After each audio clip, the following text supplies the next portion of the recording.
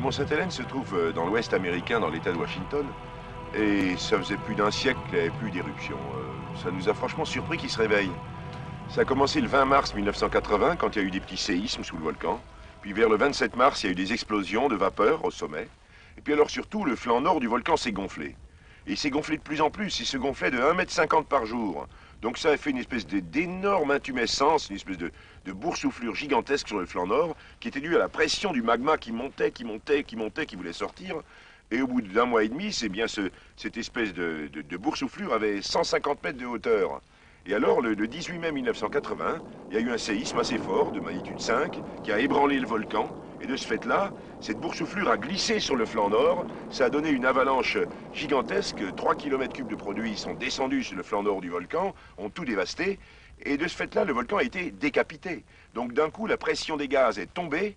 Et toute la pression du magma a pu se libérer. Ça a donné une énorme explosion verticale, donc un panache de cendres qui est monté à 25 km de hauteur. Et surtout, en même temps, un souffle horizontal qui est allé vers le nord en forme d'éventail. Et ce souffle filait à 1000 km/h à une température de 300 degrés. Et il a tout dévasté jusqu'à 30 km au nord du volcan en moins de 2 minutes.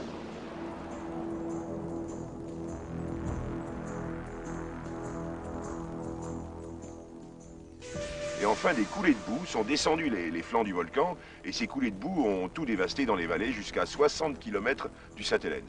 Ça a été en fait une énorme éruption, et on peut dire que c'est en fait la plus grosse explosion du siècle, puisque l'explosion du Sainte-Hélène, le 18 mai 80, c'était équivalent à 27 000 bombes atomiques comme celle d'Hiroshima. Moi qui connaissais le Sainte-Hélène avant, je peux vous dire que je ne savais franchement plus où j'étais, puisque les vallées étaient complètement remplies de boue. Des collines avaient été complètement arasées sur toute leur surface. Le lac Spirit, qui était au nord du volcan, était monté d'environ 60 mètres à cause de cette avalanche de blocs qui étaient tombés dedans. Tous les arbres étaient couchés, ces grands pins Douglas, ils étaient tous couchés dans la direction du souffle. Ils n'avaient plus de branches latérales. Ils étaient complètement écorcés par le souffle, car le souffle, il a agi comme une espèce de gigantesque sableuse qui a abattu les arbres et qui les a complètement polis sur la surface.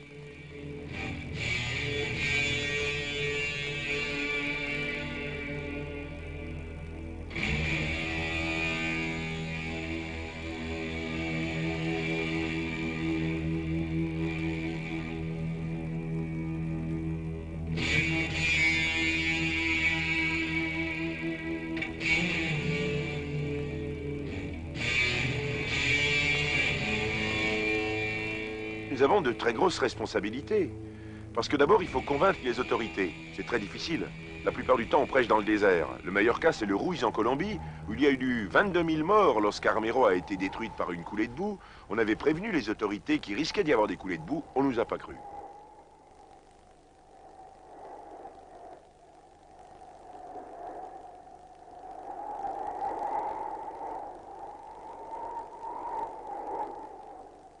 Dans le cas du Sainte-Hélène, on avait évacué et pendant un mois, il ne s'est plus rien passé. Le volcan était calme.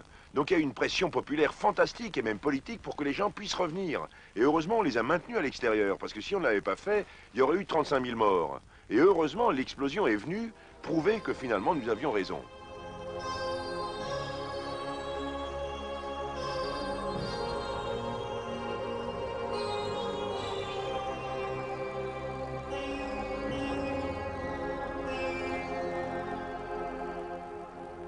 Dans cette éruption, malheureusement, 57 personnes ont été tuées, 2 volcanologues, 2 collègues, et puis 55 personnes qui étaient des curieux qui sont infiltrés dans la zone.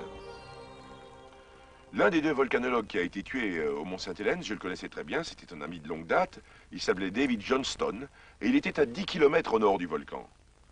Et il a pris le souffle en plein sur lui, il a juste eu le temps de dire dans sa radio « Vancouver, Vancouver, this is it », c'est-à-dire « Vancouver, Vancouver, c'est cela, c'est ce qu'on attend ». Vancouver, c'était la base des volcanologues là-bas, au nord de Portland. Et on ne l'a jamais retrouvé, le pauvre. Il a été complètement emporté par ce souffle. Alors pourquoi est-ce qu'il était placé là? Pourquoi est-ce qu'on l'a mis dans cet endroit dangereux? Eh bien, c'est parce qu'en fait, on s'attendait à ce qu'il y ait un souffle qui aille vers le nord du volcan, mais on s'imaginait qu'il irait au maximum jusqu'à 7-8 km. Et en fait, il est allé jusqu'à 30. Et c'est un des grands problèmes de la volcanologie, c'est que prévoir une éruption volcanique, c'est faisable avec beaucoup d'instruments.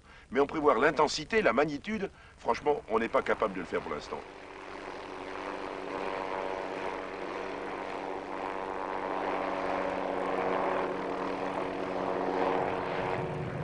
Pendant qu'on était sur place, il y a eu plusieurs explosions, des gros panaches de cendres qui sont montés à 18 km de hauteur, et alors surtout des nappes de ponce. C'est un phénomène tout à fait excitant pour le volcanologue, parce que ça descend les flancs du volcan à grande vitesse, 300, 400 km à l'heure, et des températures de 700 degrés.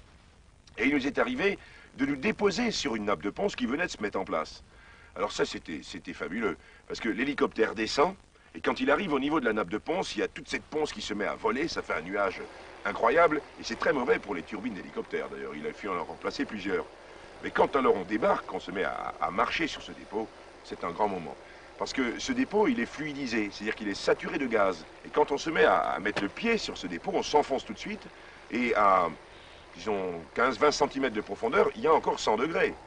Et on a mesuré avec un thermocouple, donc un thermomètre, la température sous nos pieds à 1,50 m, ça avait 750 degrés, le dépôt en question. Et pour avancer, il n'y a qu'une seule technique, on s'en est rendu compte, c'est qu'il faut tapoter le sol, les gaz sortent, à ce moment-là, le sol se tasse et on peut avancer. C'est très frustrant de rater les explosions. J'avais raté la grosse explosion du Saint-Hélène, j'étais d'une humeur massacrante. Je me trouve dans ma chambre, d'où l'on voyait le Saint-Hélène à 70 km au nord. Et puis j'ouvre la télévision et je vois un journaliste qui parle d'une énorme explosion du Saint-Hélène, on la voyait dans son dos. Et je me dis, regarde, je dis à Katia, regarde, on a raté ces explosions, c'est même pas croyable, et tout et tout. Et puis finalement, instinctivement, je regarde par la fenêtre et je me rends compte que ce panache de cendres, il était en train de se faire, l'émission était en direct. Je voyais ce panache de cendres qui montait, qui prenait une forme de champignon atomique. On se précipite dans la voiture, on arrive à l'aéroport, plus d'hélicoptères, tous partis. Je trouve un avion, un petit Cessna, et je dis au pilote, au Saint-Hélène. Et lui, il voulait pas du tout aller par là. Donc ça a été carrément un détournement d'avion. On est monté à bord, on dit voilà, vous partez Saint-Hélène, direction Saint-Hélène. Et on va vers le Saint-Hélène, on voyait ce panache qui faiblissait, qui faiblissait, qui faiblissait. On s'est dit, zut, on va le rater. On arrive au niveau du Saint-Hélène, plus d'activité. Je dis raté, encore une fois raté. Alors là, vraiment, j'aurais préféré que l'avion tombe et s'écrase, tellement c'était épouvantable pour moi en tant que volcanologue. Et puis, heureusement, une énorme explosion s'est faite à ce moment-là, et plus belle que la première, plus haute. Elle est montée à 23 km de hauteur. C'est une espèce de colonne de cendres immense qui est montée dans le ciel. Ça a été absolument fabuleux. On a tourné autour pendant 2h30 jusqu'à la nuit. C'est un des grands moments de mon existence. On avait l'impression d'assister à l'apocalypse, et en même temps la lumière était fantastique, puis c'était le coucher du soleil, c'est devenu tout rouge, rouge lit de vin à cause de la diffraction de la lumière sur les particules de cendres. C'était d'une beauté infernale.